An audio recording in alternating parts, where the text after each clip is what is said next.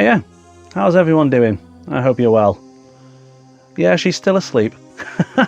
So, welcome to part 2 of my horror DVD collection. A lot of my friends have asked, what's the obsession with classic vintage horror? Am I not into modern horror, for instance? And yes, I am. I'm into all horror, actually, to be honest with you. I kind of split the two up, and here's my opinion. You settled there? Good. So my opinion is this: with modern day horror, there's a lot more production value, a lot more money is thrown at it, and the quality has obviously gotten better through the evolution of filmmaking. I expect modern day films to be truly scary. Not that classic films aren't scary at all, but with modern films, I expect to be truly spooked. So scared that I have to turn all the lights on before I go to bed, and in fact, probably watch an episode of SpongeBob SquarePants before I fall asleep. I want modern films to do that to me. I want to have that scare factor. A lot of people tend to say with modern films that there's too many jump scares and they rely on them too much, and I disagree. I think jump scares are absolutely fantastic, but they've got to go hand in hand with tension and good filmmaking and atmosphere. And if they have all of those elements, they make a great film. But here's the thing, with those kind of films, I really don't care for storyline. Like all films, I watch them to be entertained, but with horror, I literally just watch them to be spooked and scared. Once I've seen a modern horror film, I have no intention of watching it again, and that's why I don't collect modern day horror films. Whereas with classic horror films, there's a difference. The production value is a lot lower, they had to rely a lot more on storyline, they're a bit cheesier as well, a bit hammier, and there's a kind of charm about that as well. The sheer effort that was put into classic films, the dialogue in them, the acting, they're worlds apart, and so I have a bigger love for classic films, not so much for the scare factor. They don't tend to scare me, to be honest with you. I just love them for what they are, the kind of the creepy eeriness, the cheesiness, and that's why I collect classic films as opposed to modern films, but I love all horror. Anyway, let's get back to my DVD collection. Some would call this a masterpiece. Personally, I would just say it is a piece of horror history. Have to have this in my collection, of course. Yeah, it's a good film. I wouldn't say it's a great film, but it is definitely a groundbreaking film. It definitely paved the way of the kind of stereotypical zombie, if you like, that you see in films nowadays. So Night of the Living Dead, everyone's heard of this film. George A. Romero basically just paved the way for the, you have to decapitate them or shoot them in the head or they will rise again and they'll eat your flesh and chew on your brains. And I think he made countless sequels and remakes and what have you, and yeah, definitely reinvented the zombie, if you like. I got this free with a magazine, by the way. Look at the nice little thin case there. But yeah, you have to have this in your collection. I think if you consider yourself a horror fan or a classic horror fan, you've got to have it. Halloween. Okay, I have a love-hate relationship with Halloween. As in, I absolutely love the first two films. So this box set here is 1 to 5. And the first two films I absolutely love. I mean, the first one was it's an iconic film, and you have to see it. I'm sure most of you have if you call yourself horror fans. Yeah, I mean, it's basically, in a nutshell, this guy, Michael Myers, goes on a killing spree, and, well, he's one of the best serial killers ever invented in cinema. I actually really like the third one too. Now, the third one, they went off on a tangent. They stopped the whole story of Michael Myers, and the idea of the Halloween series was every year they would bring out a Halloween film and it would be a different story. Like the fourth one was going to be a ghost story, apparently, from what I've read, but the third one wasn't well received because Michaal Myers wasn't in it, and the fans are like, oh, we want more of the same, and that's what they did with all of the other sequels. The third one, I didn't like it when I first watched it, but now I absolutely love it. It's not because Michael Myers wasn't in it. I didn't really, the story didn't captivate me enough, but now it's become a real cult classic, and I've kind of grown to really, really love it, to be honest with you, and appreciate it. So yeah, 1 to 3 I really love. After that, they just go downhill, and like I said, the thing with Michael Myers is it's just more of the same. I do like H2O. It's a bit of a guilty sin, if you like. There is the Curse of Michael Myers there, which, again, more of the same. Oh, and everyone's favourite, Halloween Resurrection. You know what, that can just do one. But yeah, Halloween, yeah, it is what it is, isn't it? Cult classic and iconic film. Okay, My Bloody Valentine. So I went to see the remake of this in the cinema, you know, when they did it all in 3D. And, you know, the 3D effects were pretty good, but I thought the film was, well, bloody awful. But I didn't realise at the time it was a remake. And it was only a couple of years ago, I was watching the horror channel, I think I couldn't sleep or whatever, and they were showing this, and it was dated to 1981. And so I thought, well, there was an original version of that film. I checked it out, and you know what? It's a bit campy, the acting is bloody awful, some of the blood effects in it are just, they don't look realistic, but I found it absolutely captivating. I really, really loved it. And do you know what? It's got a real cult following too. Yeah, I got this online recently. I had to buy it secondhand because it's out of print. But it's really, really good. It's a proper, well, I'd say it's a Halloween favourite, but of course with the title, I suppose you should watch it on Valentine's Day, shouldn't you? Definitely one to watch with your loved one, you know, to get her in the mood. Yeah, no, really, really good film. Really enjoyed it. How are we doing over there? I'm not disturbing you, am I? That's good. That's good. All right, so we've got a couple of ghostly classics here. So The Innocence is based on a novel called The Turning of the Screw. I mean, that's been made into many films within itself, but this, in my opinion, is definitely the best version of it. Really, really creepy film. It's obviously in black and white because of the age of it. I think that really helps with the tension of the film. It's very, very atmospheric. The acting in it is absolutely stellar from the kids involved.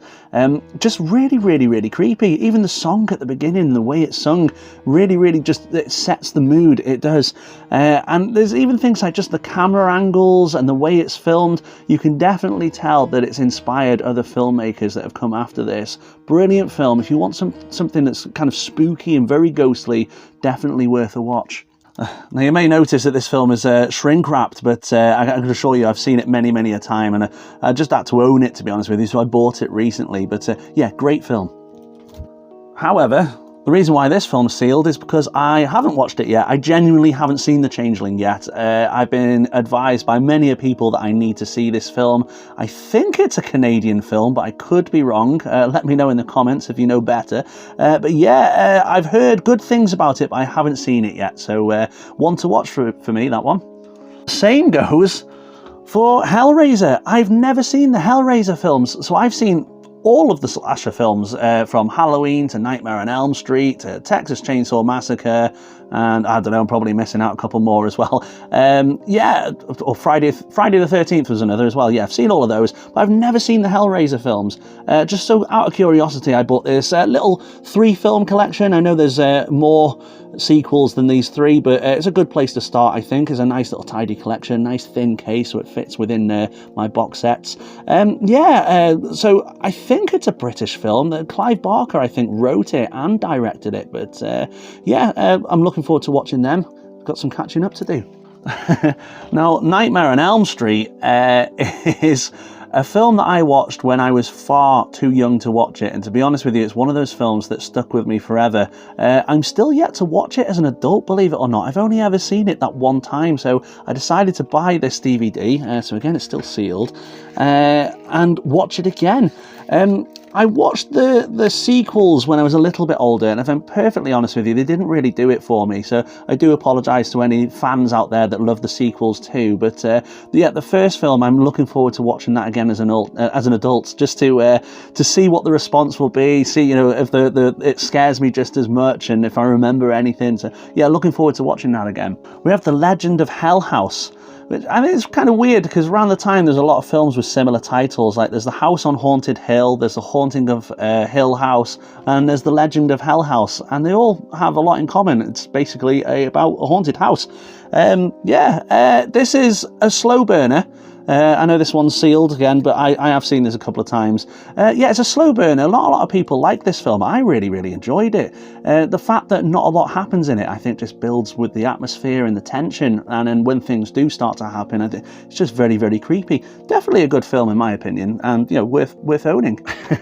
So this isn't really a horror film per se, but it's a film that my dad introduced me to when I was trying to get into horror films as a kid, which is The Incredible Shrinking Man. man. So when I was younger, I think BBC Two was showing like really old B movies and classic, black and white horror movies, and this was amongst them. So my dad recorded it and we watched it together. I absolutely loved it. I think it's an old 50s film, so some of the special effects for its time were just incredible. Yes, they've dated a little bit today, but they still look great. And basically it's just about a guy that just keeps shrinking and shrinking and shrinking, and he has to face new tasks every day because of his size, obviously. And of course it leads to a climax with a giant spider there.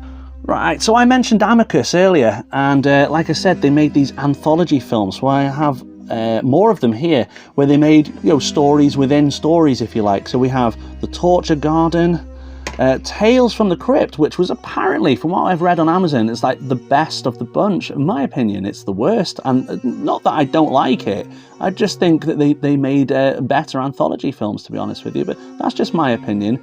In fact, I would probably go as far as saying that I think The Vault of Horror is my favourite. It's about basically a bunch of guys in a waiting room. I think they're supposed to be due to go into a meeting, and they just end up talking about basic horrors that they've experienced throughout their life, and those horrors become the mini movies of the film, if you like. It's a great little film. And then we've got From Beyond the Grave, which I believe is a bootleg. I don't think this is a genuine release. Here, I'll show you the disc. You tell me. The proper blue disc, real glossy front on there. You know what, it works fine. It's a great quality, and not that I'm one for bootleg discs, but it's fine. It's fine. The Haunting. So, like I mentioned before, The Haunting of Hill House, which was made into a series on Netflix recently, and well received, obviously based on a book. But this was the first film that was made on that book, and wow, it's so atmospheric. I watched this as a kid and I didn't like it, and the reason being is I was expecting to see loads of ghosts in it, and I just didn't really appreciate it at the time. I've watched it again since, only to realise that the true character, if you like, in the story is the house itself. That is the whole principle of the film. It's the atmosphere of the house, the noises, the camera angles. Not much really happens, but it's just so atmospheric. It's really, really creepy. Brilliant film. It got remade in the 90s, I think. Well, it did. Not a fan of that one, to be honest with you. This is totally worth a watch. If you want to watch a real ghost film that's got true atmosphere in it, watch The Haunting. Peeping Tom. Yes, it's not about me. So this is a brilliant film. This feels very much like a Hitchcock film, and in fact, if you told me that it was directed by Alfred Hitchcock, I'd have believed you, to be honest with you.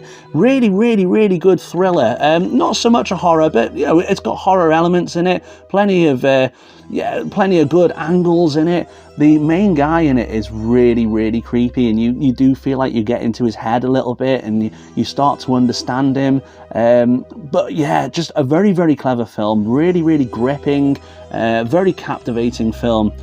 Totally worth a watch. And like I said, it's definitely not about me.